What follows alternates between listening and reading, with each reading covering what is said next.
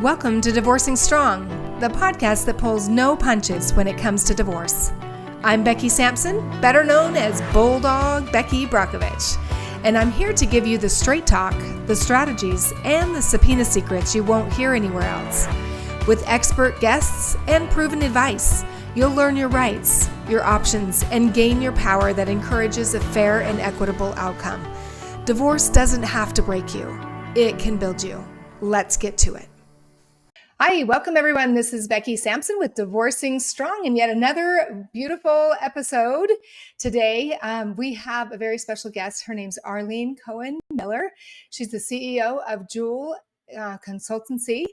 She's a work-life harmony and leadership coach who brings a wealth of training and experience helping women compassionately and wholeheartedly lead themselves and create the life they desire. Arlene is also a professional speaker and workshop presenter, a professional certified coach with the International Coaching Federation, an AV-rated Colorado attorney, and a certified mediation facilitator with a diploma in transformational holistic counseling from Australia. Arlene's speaking topics are negotiating from the heart, which I love, a new path to confidence, clarity, and calm assurance, and from stress to serenity, 3 keys to transforming your life. Arlene has been married and divorced twice. The first time when her son was 3 years old, and the second time when she was an empty nester. The first 12 years of her legal practice, Arlene was a domestic relations attorney in Cleveland, Ohio, a divorce, dissolution of marriage, child custody, and visitation. She was also appointed by the court to represent minor children when custody was disputed, and one or both parents have substance abuse problems. After 12 years, Arlene turned her attention to commercial law, helping businesses collect their debts. Arlene loves hiking in the mountains of Colorado, being in nature, practicing yoga, and hanging out with her family and friends. Her 3 grandchildren live nearby, and she is now friends with her second ex-husband, who has always treated her son as his son. And so I want to go ahead and welcome Arlene to the show. Thank you so much for being here with us today. Thank you. Yes. Okay. One of the things I love about Arlene, when we met, you said you negotiate from the heart. First of all, before we kind of jump right into that, then tell us kind of the backstory of how did you get into law? How did you get into negotiations, into this kind of space? And tell us a little bit about your experience with divorce. In the legal system. Just a really small question there. So I decided that I wanted to become an attorney when I was 15. I made an announcement to my parents. They were like, yeah, sure. But I did. I went to college. I went to law school, graduated, and then I moved with my ex-husband from Kentucky, University of Kentucky College of Law, up to Cleveland, where he was doing some extra training after medical school. And so I guess my journey through the law and through negotiating has felt like everything has just followed the other. I worked for a couple of, one main solo practice attorney for 3 years, and then I went out on my own because I wanted to work somewhere else, and he wasn't really happy with me. I couldn't figure out, he was just weird, and I couldn't find another law firm that I wanted to work with or who wanted me. And so I'm like, oh, forget it. I'm just going to go out on my own. And my father was his own business person and a big role model for me. And so I didn't know what I was doing, but I just figured this is what I have to do. So the attorney that I had worked for the longest did, divorce law. And he also did collection law, mostly for hospitals. So I was familiar with both. And I ended up practicing the other after 12 years because working with people in divorce, especially if there's alcohol or drug problems or there's financial problems, or they can't decide who's going to have the kids when or where, and they're just bickering, it's very difficult. And people don't realize it's a hard profession. We think that they're bulletproof, but they're not. These divorce attorneys have burnout too. Yeah. And, right? A lot of I know I'm skipping around here to maybe why I ended up leaving, but A lot of the attorneys that I knew that were just doing divorces, and I was always doing a little bit of collection law on the side. Um, they just had like a wall around them that was 10 feet deep. And so Yep. yeah, because women are very relationship oriented generally. And the way that they coped, the way that they could continue to do that kind of work was to put a huge wall around themselves. And I thought, I can't do that. This is, because I'm like sensitive and empathic and intuitive, and it was really hard because I came from a Right. middle class family. I'd never seen anything like this Yeah. before. And so it was a great experience. I really enjoyed representing the children because I felt I was doing a service, and even though sometimes the parents were kind of crazy. Um, but So wait, let okay, me back up just a little bit. You said you wanted to get into law when you were 15. What sparked that people interest? always ask me that question, and I don't really know. I just felt like I just got this download, go to law Yeah. school, be an attorney, and I really felt Yeah. if I really look at how I was then, I think I was sort of born into this life with a little bit of edge on her shoulders when it came to Mhm. men because life didn't seem fair, because you know Mm. it wasn't that long ago that we could open our own checking accounts by ourselves, we could buy our own property, and there were still Mhm. in the surrounding areas, different standards for men and for women, and how they were Right. treated as children. So that was sort of percolating in the background. So part of me was really angry and just wanted to make sure that I could take care of myself and I wouldn't have to depend on any man, if I'm being totally honest of where I Right. was at, as a Yeah. teenager. And the other part of me just like, oh my God, this is a great way to serve. I didn't realize how Yeah. intense the law was necessarily, but I thought I can do this. I can be of service. I can take care of myself. It feels like it's a good thing to do. And I just sort of felt like I Yeah. got this download, and that's when I made the announcement, and that was that. So, and that's the thing is you mentioned just a minute ago that you're empathic and that you like a lot of people don't really maybe even know what an empathic like actually explain how that is or how you use that in what you do.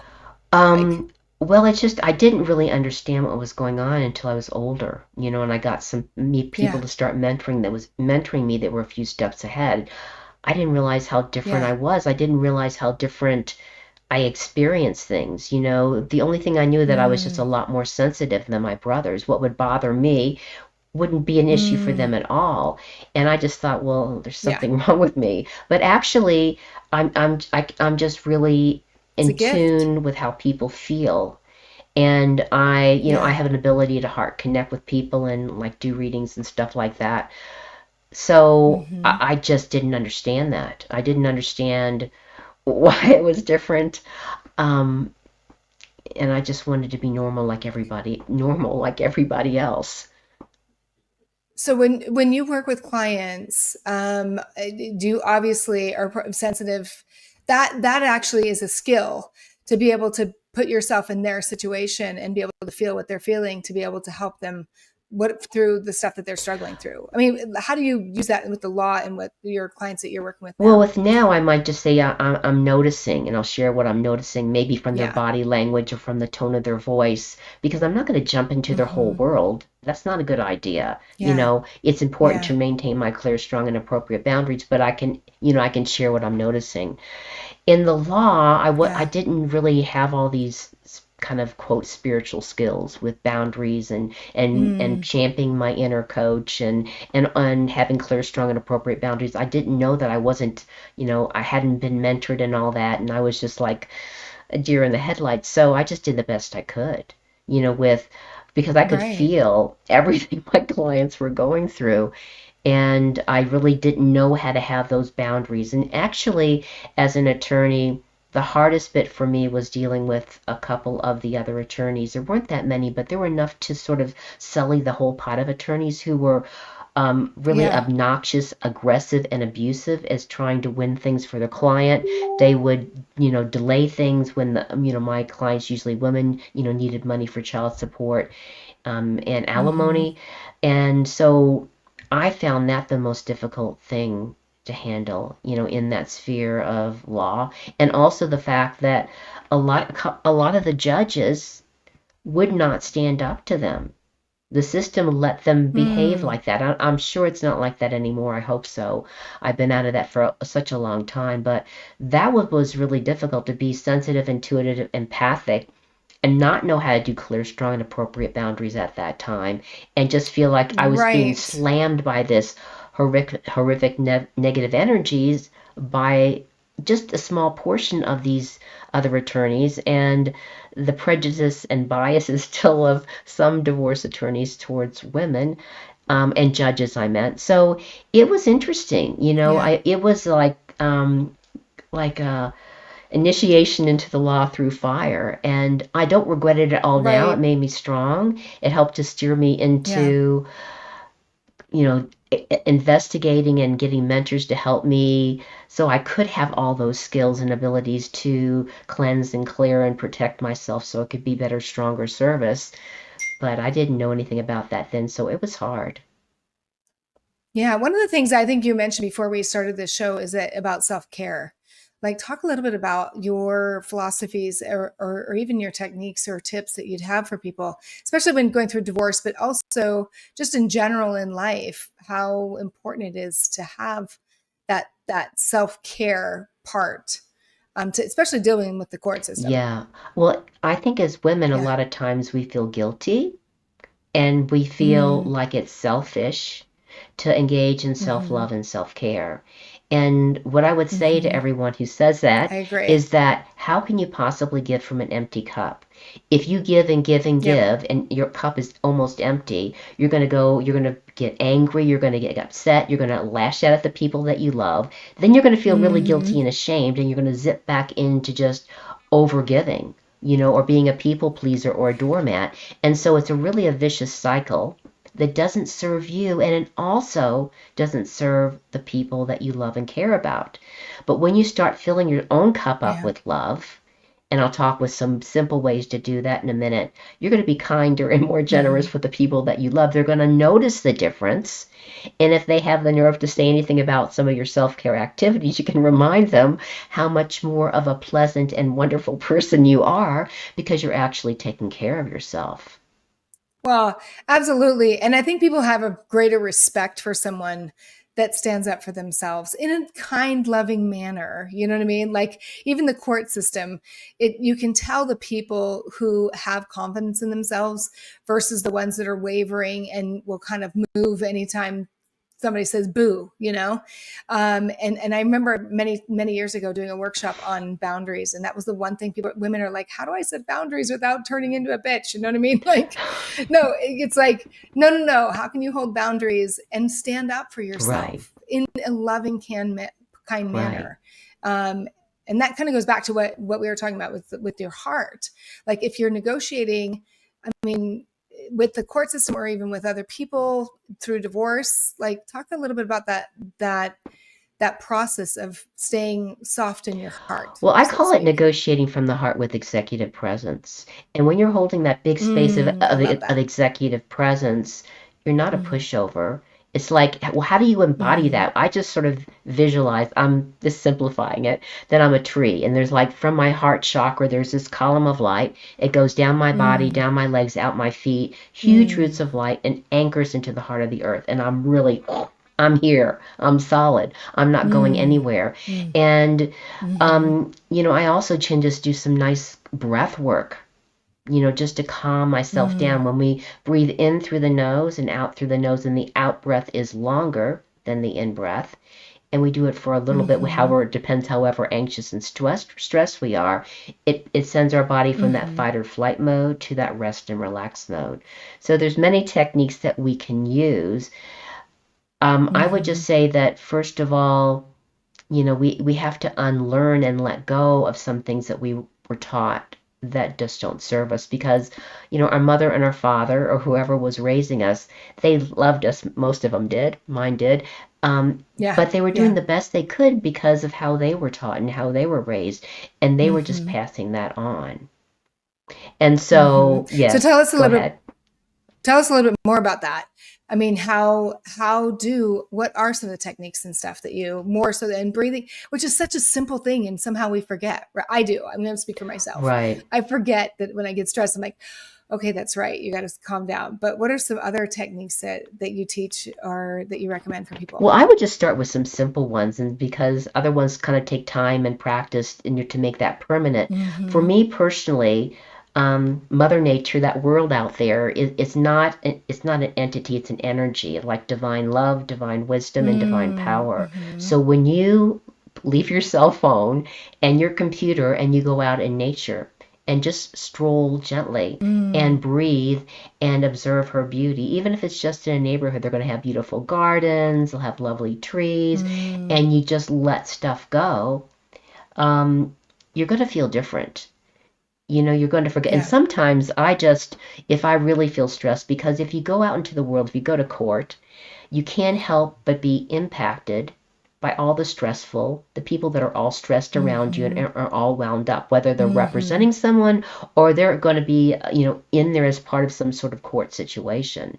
So if I, even if I go out to some really busy place or a busy grocery store, you can't help by being impacted by others' energy. So I just go home and I take like a 3-minute hot shower, and I flood and I envision the shower, not the flower, completely embodied with the universal violet flame, this violet light.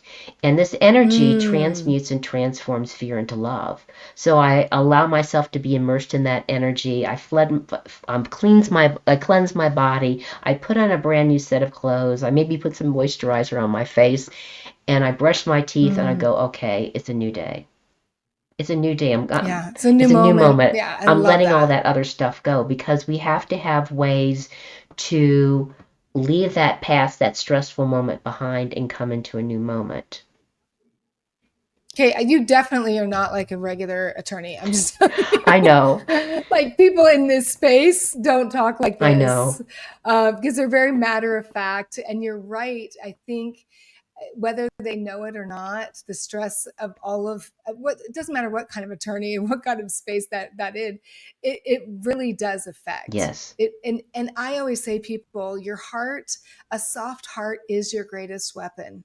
And I mean that not like to go stab somebody, but it really is your superpower when you can be in such a stressful moment. But it comes down to that self-care that you're talking about. You're showing up, your presence is different. Yeah. And I guess one other thing I want to share with your audience is that we set our boundaries not by how we are, but by how the other person is.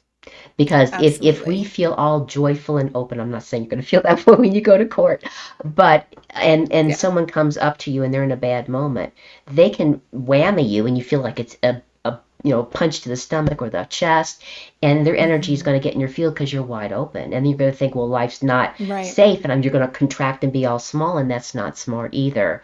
So I like to put a big golden bubble of protection around myself, and I'm only open to love. And if anyone sends me any energy, if I've been around somebody it doesn't feel good, it's like, I'm sorry, your energy is going back to you now. It must leave now, and then it has to just go back to its original source, and then we can flood ourselves. I like to visualize like a huge waterfall of light and love flooding my bodies and fields, and also working with that universal violet flame just from source around my body into the heart of the planet. So any thoughts, any feelings I have, I just let them go into it. They're going to be transmuted and transformed into love, and I'm going to let that light and love flood my body and fill my cells where that fear once was. So I'm just giving you a little tidbit, because just a few little tips that you can play with and see how it works for you. But we need to have appropriate boundaries, not just physically, but also energetically. And we need to take care of ourselves, on all those levels.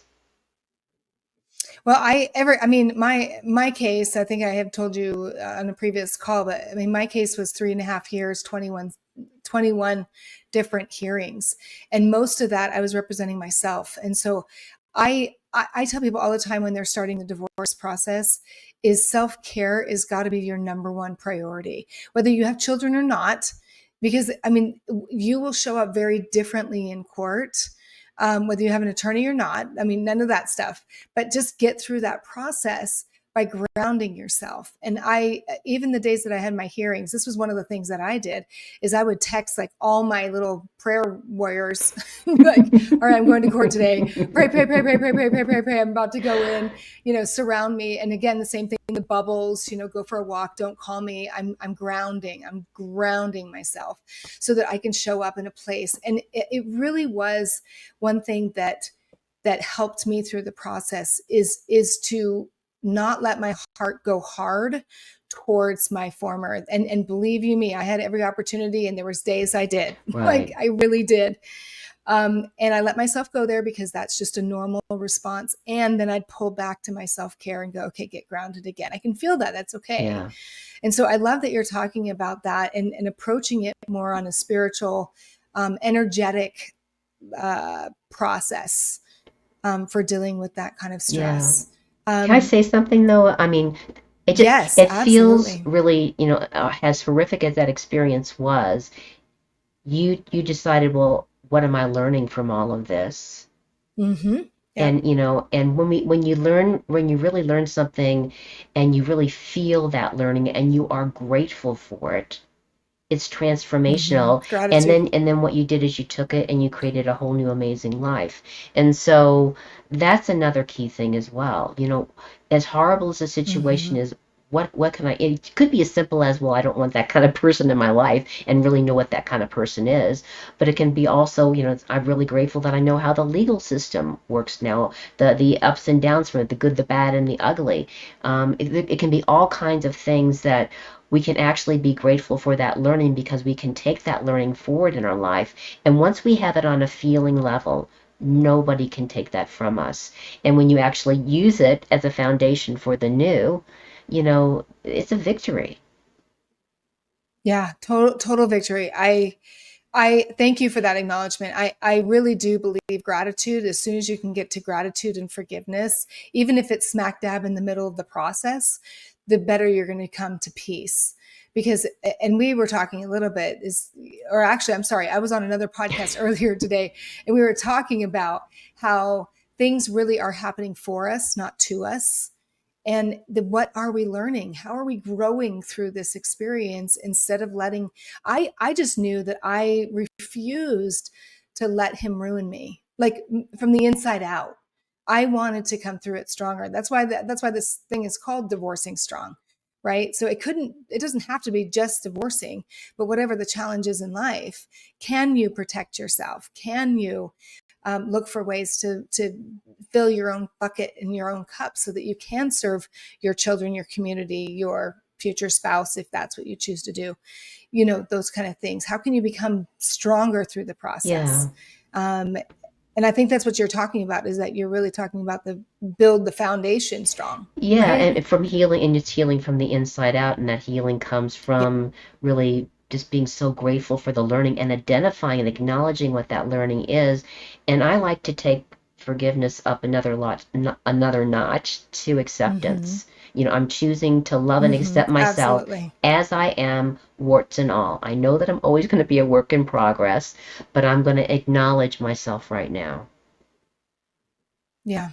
That again, that was a really big moment for me during my divorce, is acknowledging whatever emotion I was feeling at the time, and not trying to push it down or push it out. And some people, as you're going through the process, you've been through it a couple of times, people are like, oh, don't be so mad and don't be so this. And I'm like, please let me feel what I'm feeling right now. And I can be constructive with it, not destructive. Right. Yeah, you can work through that. So kind of back to that experience, like, what are some things that you can do, that you recommend for the navigating with your heart? Like, what's a really good negotiation skills that people can use during the divorce process, Yeah. negotiating from the heart? Well, you can negotiate with yourself from the heart, with that executive present, that strong, bold person, who has your clear, strong, and appropriate boundaries. Lots of times we go into things and we don't take the time to really sit down and, okay, here's everything that's on the table. What are my absolute bottom lines?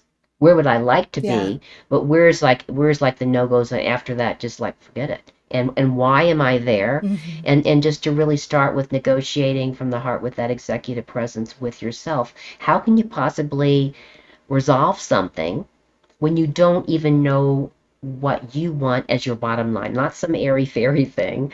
And you can always get advice from your attorneys Mm-hmm. or wherever you look for that from. Every state is different.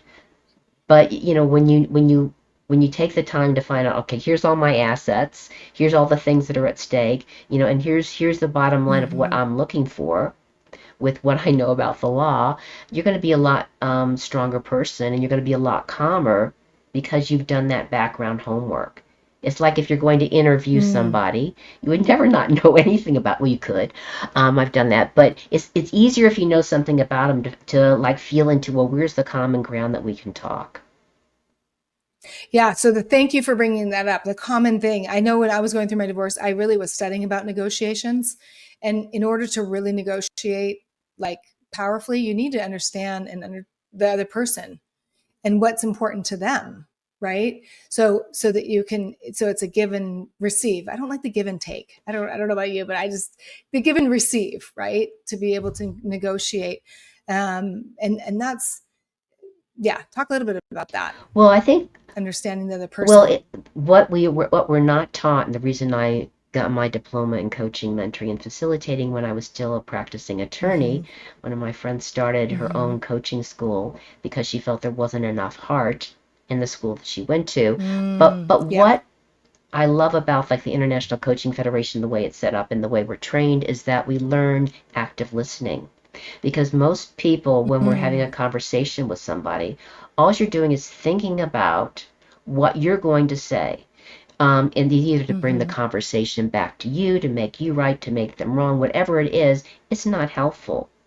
If you really want to be Mm-hmm. the best negotiators are the best listeners. And that means that Mm. if I'm listening to you, my ideal, I'm not saying I'm doing it every moment or I'm perfect, is to hold a nice, big, Right. judgment-free space of Mm-hmm. unconditional positive regard, which is basically love, so that you feel free to Mm-hmm. share everything that I'm asking with me to the best of, some people Mm. don't, but if you ask open questions do not have a yes or no answer that's possible. Like who, what, when, Right. where, how, how did that happen? Mm-hmm. Not, isn't it true that? So you ask open questions. That's a That leading is a leading question. question. You ask open questions. You hold that nice big expansive space. You have your clear, Mm-hmm. strong, appropriate boundaries. You're going to learn a heck of a lot about the person. What's important to them. I'm not Mm. talking about negotiating with a crazy person. That's just impossible. Um, Yeah. um, what's important to them, what their bottom lines are, what they want and why, and then you can use that to decide, are there some places, maybe not all places, that we can work things out, set it aside, and then there'll just be this smaller area where maybe the court has to decide. Mm. Well, and that's what people don't really also realize is that the negotiation is always open until you get to the trial, and then if you go to trial, then some judge that doesn't even know you gets to decide. So we don't really want to get to that point. You really want to keep that negotiation power open to both of you and figuring it out before it gets to that point. I have a friend of mine that just went to trial on Monday, and the judge comes in really upset. And he's like, I do not want to chance all of this. It's too important. So they negotiated all the way through the day. And it was hard for him. But I told him, I said, negotiation sometimes can be difficult, but you are going to survive, right? Like you're going to survive. And there's life after this divorce. But keeping that open was really, just really, really important. And then everything's on the table. So, yeah, I love that the heart, and I don't think people really realize the power that our heart is in that Right. makes, Most you people know, have never been heard. They've ever been held in a yeah, space where someone's, I call it active listening to them, where there's not any judgment, right. where they're holding them in this nice, huge, loving space to the best of their ability. They're asking open questions and they're not interrupting them. to make a point or to turn it back to them, or like they're not the center of the attention, the other person is. And that's a very healing space to hold someone in. Now, it can be awful difficult with all the feelings that go on in a divorce. I've never really had to do that. So as a person participating in a divorce, because both of mine, we just settled. We just didn't fight, which is really nice. So I had the opposite experience. Well, and so talk just a little bit about that. I know you said you still talk to your ex. Yeah.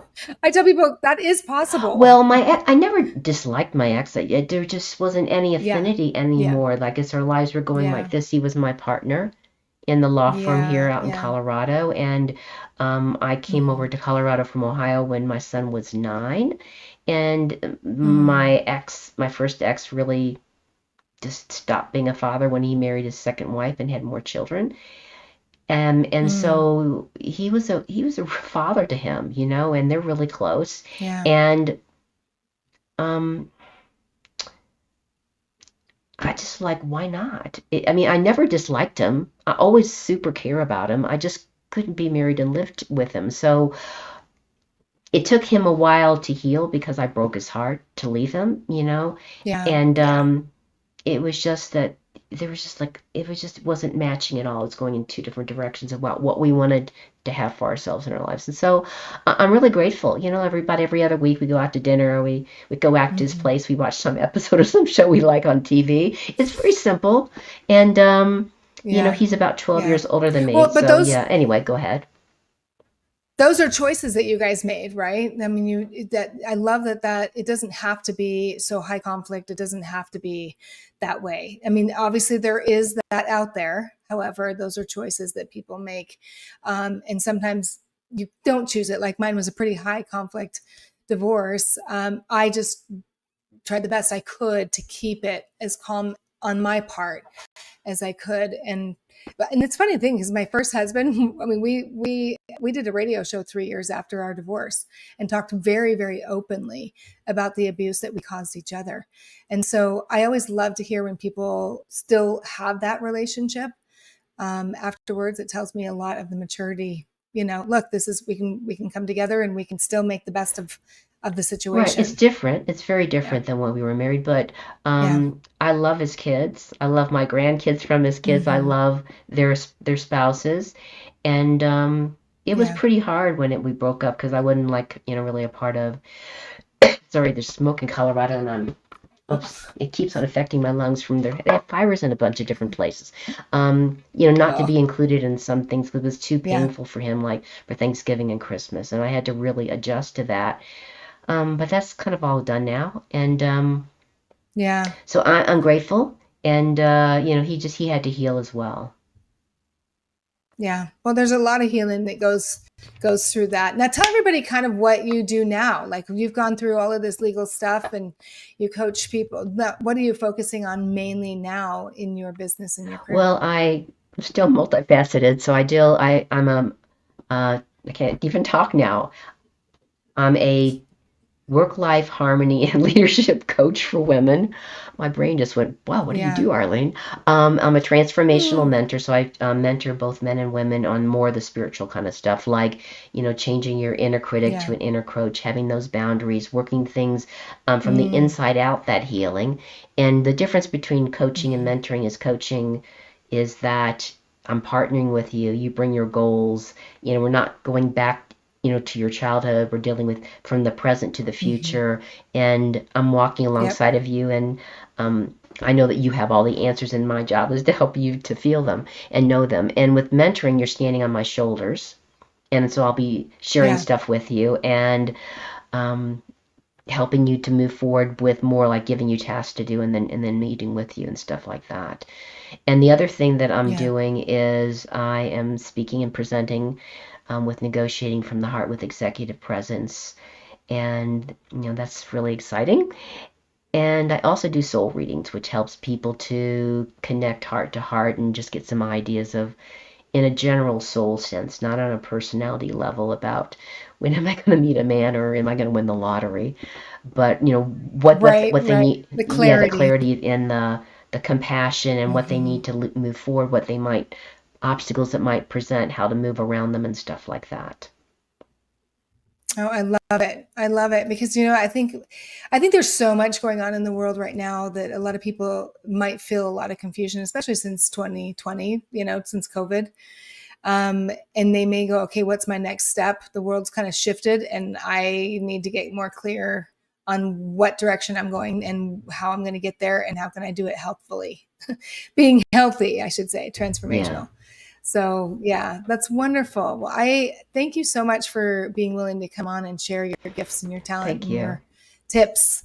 I know you do a lot of these podcasts and I appreciate you taking the time to come on, and I will make sure that all your contact information is here on the podcast. So if you want to reach out to Arlene and work with her, she's amazing. She's got a wealth of information. I so appreciate it. And thank you for the work that you're doing. Thank you. Honestly. Thanks for having me. Yes, it makes a difference in the world. So thank you everybody for joining us on another episode of Divorcing Strong. And make sure to reach out for support. Reach out to Arlene, to other people that we've had on this podcast to be able to help you through and navigate the legal process. Thanks so much for joining us today, and we'll talk to you soon. Thanks for listening to the Divorcing Strong podcast. This episode is sponsored by Only Subpoenas, where we make subpoenas simple, powerful, and 100% compliant.